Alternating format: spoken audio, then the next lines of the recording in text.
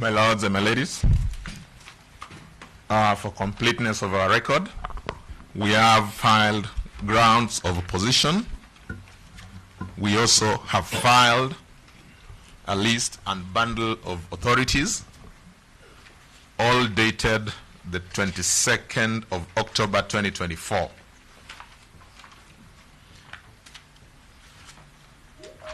My lords and my lady, permit me to start by saying that judges, just like any other judicial officer, have a duty to sit. They sit to determine disputes between parties who come before them. That is what makes us a country governed by the rule of law. In that duty, my lords and my lady, it is important that we ensure there is efficiency in the conduct of that very important responsibility. That is on the one hand. On the other hand, it is important that judges then guard against manipulation of processes. In the context of what we have, proceedings like we have today, the manipulation of process could manifest itself in the form of forum shopping, where we say that I will file this matter before this court, and before this court. In my hope, one of them will give. And that if I run into headwinds in any particular direction, then I must, as of necessity, run away from that court. My lords and my lady, this is a position that has been adjudicated, the fact that the court has a duty to sit, all the way to our Supreme Court. We have in our list and bundle of authorities provided, cited one of the cases as being a case of Gladys Beausoleil versus Judicial Service Commission and a second party. At paragraph 5 of that decision, the court says that the doctrine of duty of a judge to sit, though not profound in Kenya's jurisdiction, then there's a spelling mistake. Every judge has a duty to sit in a matter which they should duly sit in. Recusal should not be used to cripple a judge from sitting or to hear a matter. That duty to sit was buttressed by the fact that every judge took an oath of office to serve impartially and protect, administer, and defend the Constitution. In yet another decision, Peter Mwangi Gishuru versus the Attorney General and the Salaries and Remuneration Commission, at paragraph 61 of that decision, the court says, the court has a duty to sit on matters presented before it for resolution and should only recuse itself where circumstances permit, but not where it will create an unconstitutional moment by refusing to hear a litigant's case because the opposite party apprehends bias. In what context then should we understand that jurisprudence?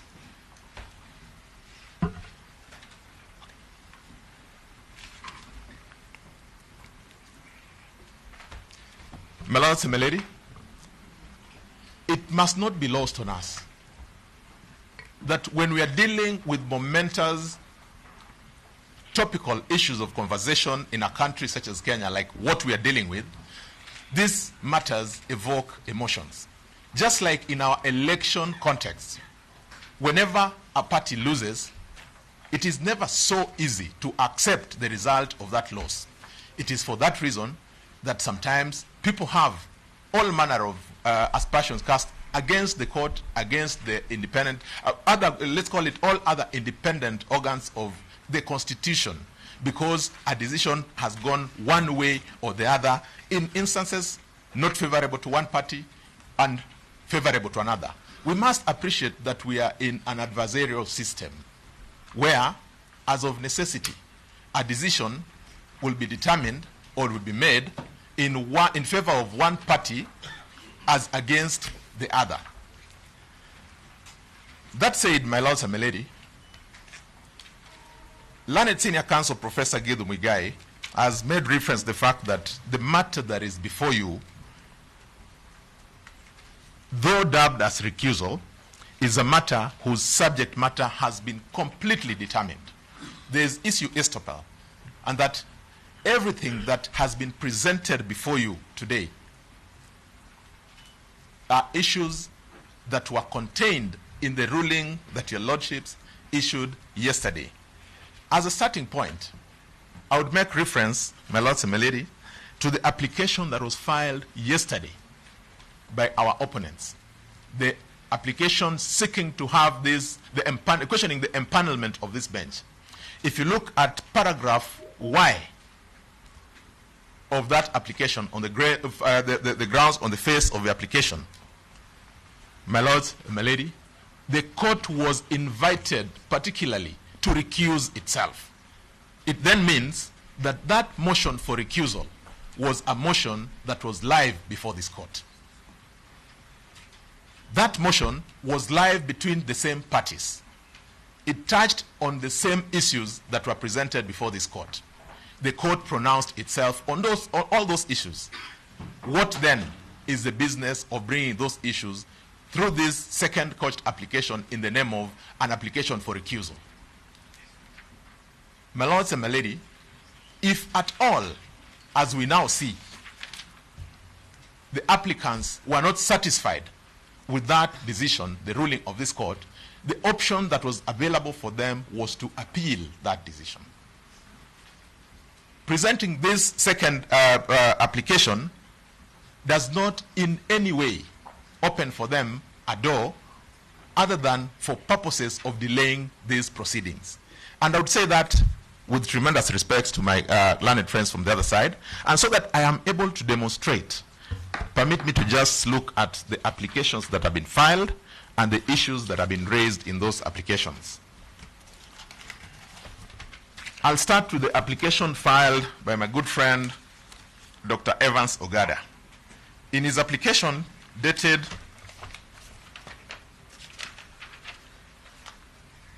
the 21st of October 2024,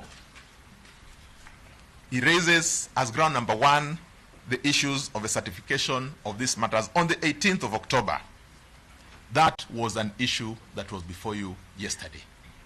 At paragraph 3, so that we understand context, he also says that on the next day, being Saturday 19th October 2024, the petitioners were surprised by the turn of events wherein they were served with an order of this honorable bench stating that the first and sixth respondents' applications dated 18th October 2024 was coming up for inter partes hearing. Again, that was an issue that was before you. At paragraph 4, it talks about the subsequent reference of the matter by the Chief Justice to the Chief Justice on the 18th of October. That was an issue that was before you. Finally, he questions the unclear circumstances that led to the placement of the file of this bench on a Saturday before you without the express directions of the Chief Justice. Again, my lords and my ladies, that was a matter that was before you. In the application by Mr. Njiru Ndegwa, again, the same thing. First ground, that the petitioners have learned that this bench sat on a Saturday, the 19th of October 2024. That was an issue that was before you. Paragraph 2, it says that the petitioners were surprised by the sudden turn of events. Again, the same language used by the other application. In the other application, a matter that was before you. Paragraph 6, it says that the petitioners are apprehensive that this honorable court has clearly demonstrated that the case for the Attorney General is more important than our petition, yet they are raising similar issues. Again, that issue was before you, and it was determined. Paragraph 8. Let me stop first there. How then do we treat all those issues that were before you?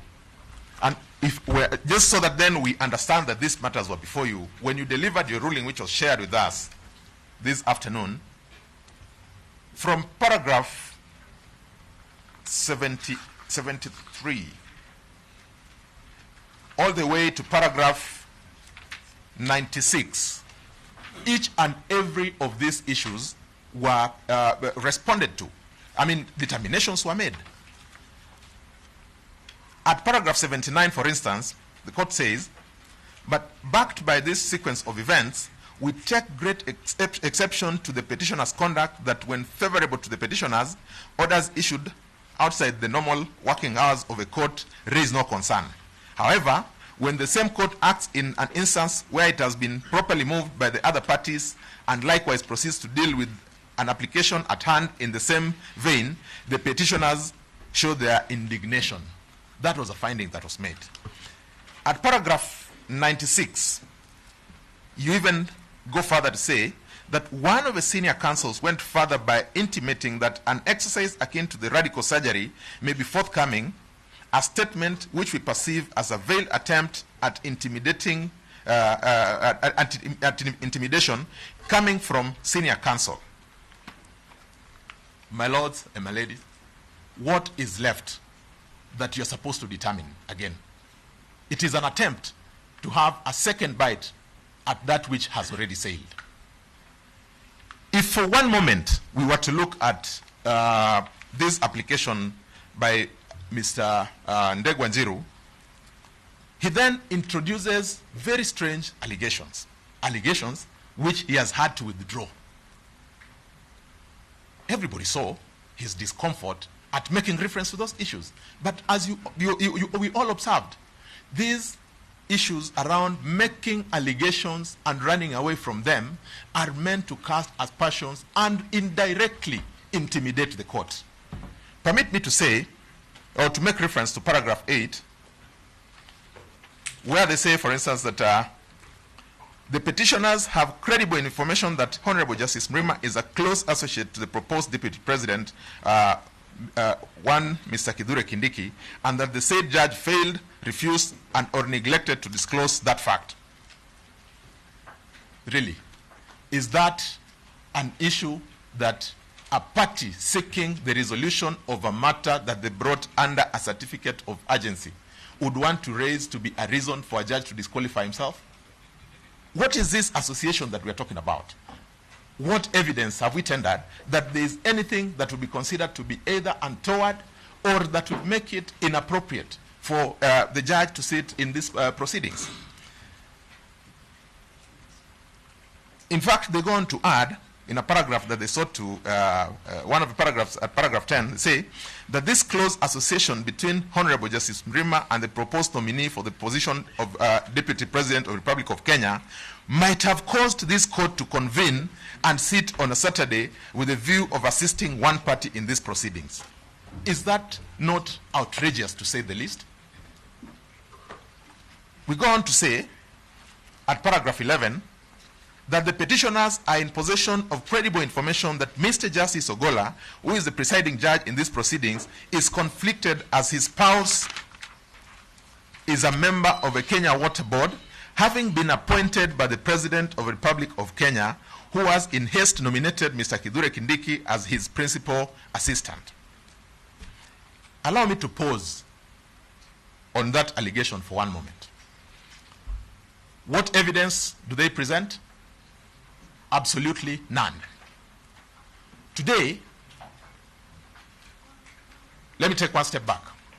Yesterday, when the court was rising, we did put them on notice that we would seek to cross-examine the deponents of the affidavits that contained these very unfortunate averments. To try and cure that, they've then introduced a gazette notice. In that gazette notice, my lords and my lady, they then seek to say, gazette notices speak for themselves.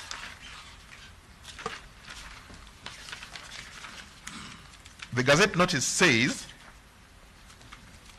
that is gazette notice number 7515, in the exercise of powers conferred by those provisions of the law, I appoint Rose Ombaki and Florence Auma Oluoch to be members of the Kenya Water Towers Agency Board for a period of 3 years with effect from 9th of June 2023. The appointments via Gazette Notice number this and this are thereby revoked. That Gazette Notice is signed by the Cabinet Secretary for Environment, Climate Change and Forestry, Soipan Tuya. At what point, my lords and my lady, at what point does it become that it is His Excellency the President who appointed I want to use the words.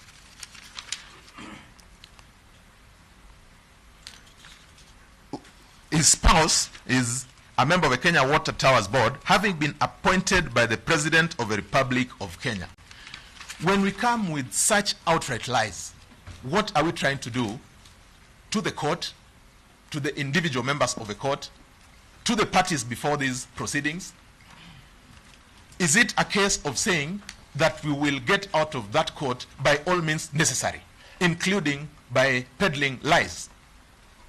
My lords and my lady, these are the grounds upon which you're being asked to recuse yourselves. I've also seen there was, just give me 1 second, there was an equally strange averment about Lady Justice Frida Mugambi. Paragraph 16. Okay, let me just get that. Getting that.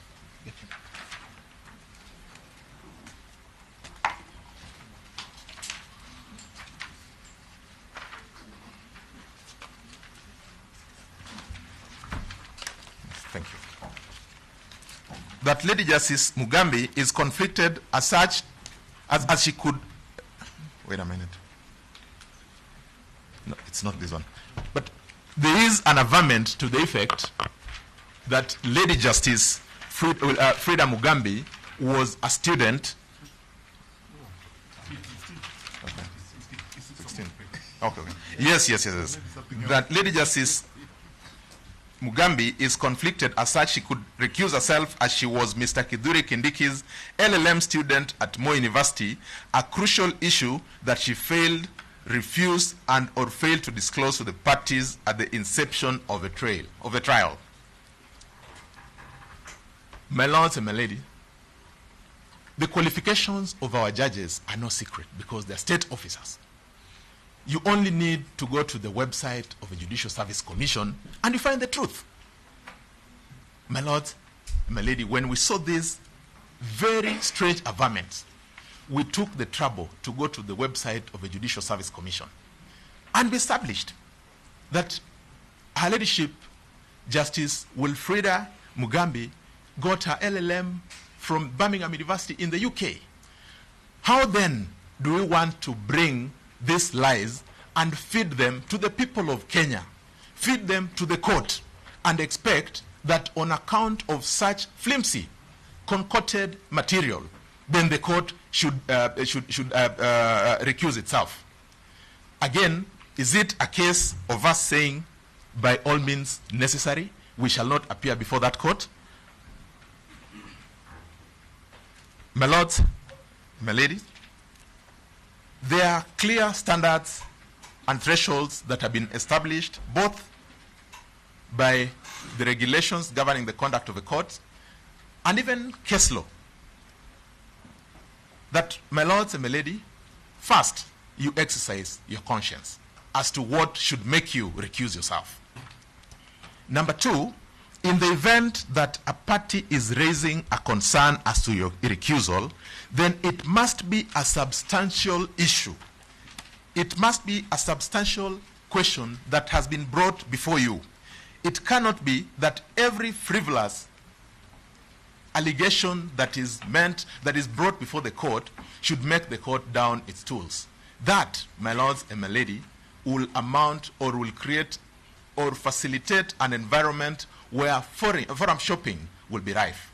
We'll just need to mention anything, that I went to school with so-and-so, that I go to church with so-and-so, that I traveled with so-and-so, and that should be a reason for them to recuse themselves. That certainly cannot be the standard. My lords and my lady, I would refer you to one of the decisions in our bundle and list of authorities. That's UNAD, ex parte CJL 1986, 60 AL JR 528, where the court had this to say, that although it is important that justice must be seen to be done, it is equally important that judicial officers discharge their duty and do not, by acceding too readily to suggestions and appearances of bias, encourage parties to believe that by seeking the disqualification of a judge, they will have their case tried by someone thought to be more likely to decide the case in their favor. My lords, my lady, the question that we'll be asking ourselves is, what is that fundamental question that has been presented? And why this is an important concern is because sometimes such frivolous grounds are raised purely to embarrass the court. On this occasion, I have absolutely no doubt in my mind that the net effect of what these allegations have done is an attempt at embarrassing the court. My lords and my lady, we urge that you resist that invite. You resist that temptation to ask the court to recuse itself on the basis of such flimsy, baseless allegations. Just to further speak to the fact that this is an attempt at embarrassing, if not intimidating, the court. Our friends for the applicant have also indicated that they have simultaneously sent or lodged a complaint with the Judicial Service Commission. Following from the submissions that I made reference to in the ruling about intimidating the court with radical surgery, again going to the question of presenting this application for recusal after the one yesterday, and now going to lodge a complaint to the Judicial Service Commission, is that not an attempt at intimidating the court? My lords and my lady, I would not ask for an answer. That is an issue that anybody, any reasonable person out there would be able to make an indication or a determination about in their own space. My lords and my lady, is it also possible that this could be one of those issues that the applicants, or rather the respondents, have complained of as being a delaying tactic? Because we raised concerns yesterday. We are raising them again today. We have spent a whole afternoon arguing about issues that on the one hand had been completely determined by this court. The second part of those issues are issues that did not have any grounding, any material, or in support whatsoever. Are those not meant to delay these proceedings by any means necessary? Having taken cognizance of the fact that we came to you, both parties, under certificate of urgency, these matters must be treated with the urgency with which we came. And so we ask, my lords and my lady, that you dismiss that application with the contempt it deserves. May I now invite my learned friend, Mr. Nyamodi, to speak to a few of the remaining issues.